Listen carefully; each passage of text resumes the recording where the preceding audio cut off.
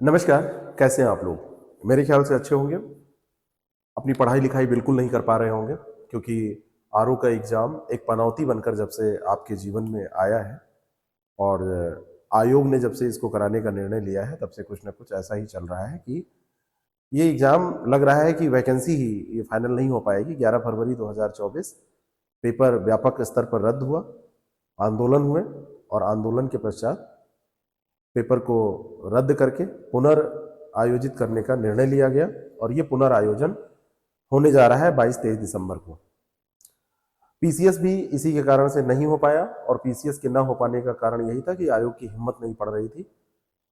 लेकिन अब दोनों एग्जाम में एक नई चीज सामने आई है, एक नया मोड़ सामने आया है, वो है इसके कई शिफ्टों में होना।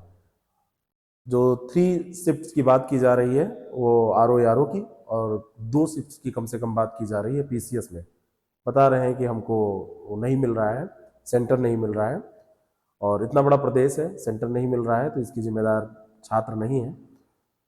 ये भी कह रहे हैं कि बहुत सारे जो आयोग है, बोर्ड है, वो कराते हैं एग्जाम कई शिफ्ट में और इसमें कोई समस्या नहीं है।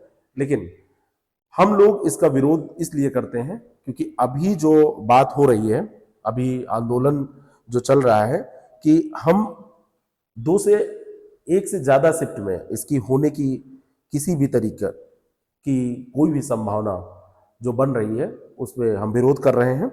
और सबसे बड़ी समस्या यह है कि इसमें जो नॉर्मलाइजेशन, एक शब्द आपके सामने इस समय आप लोग परिचित हो रहे होंगे, जो नॉर्मलाइजेशन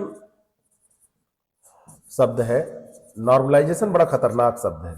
जब कई शिफ्ट में एग्जाम होगा, मान लीजिए कि कोई एग्जाम 3 शिफ्ट में हो गया, तो तीनों शिफ्ट को नॉर्मलाइज करने का तरीका ये होता है कि कोई पेपर सरल कोई पेपर कठिन करके ये लोग नॉर्मलाइज करते हैं और बताते हैं कि इतने क्वेश्चन इसके कठिन, इतने क्वेश्चन सरल, तो इतना इसकी वैल्यू दे दी गई और ऐसे ऐसे। हम इसका विरोध करते हैं। हम चाहते हैं कि एग्जाम 1 शिफ्ट में हो। तो सबसे पहला विरोध जो है वो नॉर्मलाइजेशन का है, और नॉर्मलाइजेशन के विरोध के कारण ये शिफ्ट का विरोध है कि कई शिफ्टों में नहीं होना चाहिए। तो एक आंदोलन छात्रगण चला रहे हैं जिसमें शिक्षकगण भी भागीदारी कर रहे हैं।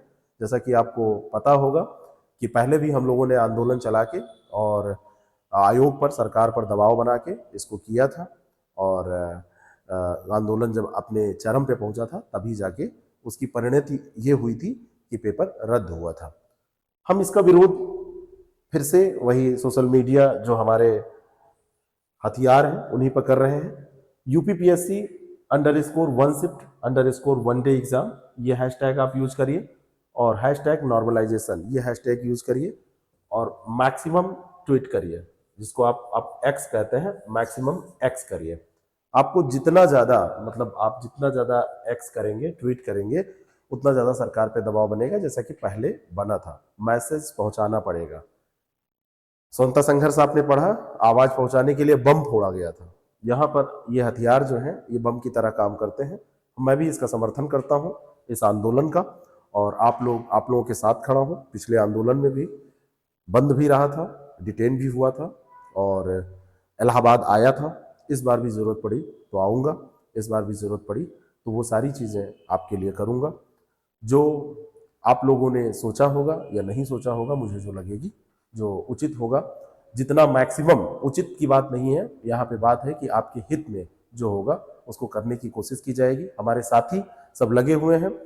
जो लोग इलाहाबाद में हैं उनके लिए बड़ा आसान होता है वहाँ पे जाना। मैं मान रहा हूँ कि बाहर के लोगों के लिए कठिन होता है, तो चाहे वो छात्रगण हो, चाहे वो टीचर अध्यापकगण हो, दोनों लोगों के लिए कठिन होता है। तो ऐसे में मैं चाहता हूँ कि जो जहाँ से इसका सपोर्ट कर सकते हैं करें। और आपके पास सोशल मीडिया जो ये हथियार है वो बहुत अच्छा है। आप अपने व्हाट्सएप के माध्यम से इन हैशटैग्स को खूब ज़्यादा प्रसारित करिए, फेसबुक के माध्यम से प्रसारित करिए, यूट्यूब पे जो हमारे टीचरगण हैं वो लोग वीडियो बना के इसको डालें, और आप इस वीडियो को शेयर भी खूब करिए, और इन हैशटैग्स को फैला दीजिए, पहुंचा दीजिए हर ग्रुप में, और इसको ट्वीट करके आप अपने हक की, यानी एक्स करके आप अपने हक की मांग करिए, सरकार पर दबाव बनाइए। टैग कर सकते हैं आयोग को, टैग कर सकते हैं माननीय मुख्यमंत्री जी को, टैग कर सकते हैं आप केशव प्रसाद मौर्य जी को, टैग कर सकते हैं आप विपक्ष के नेता श्री अखिलेश यादव जी को, सबको कर सकते हैं।